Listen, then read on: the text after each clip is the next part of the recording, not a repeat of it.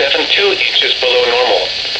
The total precipitation for the year is still 0.61 inches, which is 1.78 inches below normal. No snow fell today, which brings the monthly total to 0.9.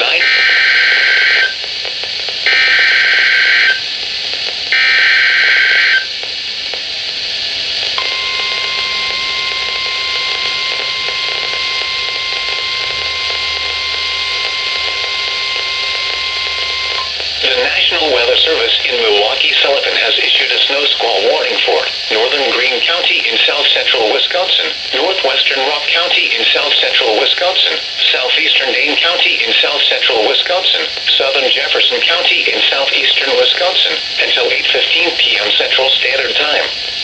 At 7:19 p.m. Central Standard Time, a dangerous snow squall was located along a line extending from near Cottage Grove to New Glarus, moving east at 40 miles an hour. Hazard: poor visibility in heavy snow and blowing snow. Wind gusts greater than 30 miles an hour. Source: radar and webcams. Impact: dangerous, life-threatening travel. This includes the following highways: Interstate 90. Locations impacted include Fitchburg, Stoughton, Fort Atkinson, Oregon, Jefferson, McFarland, Edgerton, Evansville, Brodhead, Belleville, Deerfield, New Glarus, Cambridge, Orfordville, Brooklyn, Monticello, Albany, Footville, Lake Ripley, and Lake Koshkonong. Reduce your speed and turn on headlights. During snow squalls, the visibility may suddenly drop to near zero in whiteout conditions.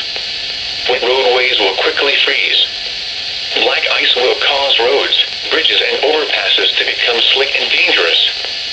Slow down and be prepared for sudden loss of traction.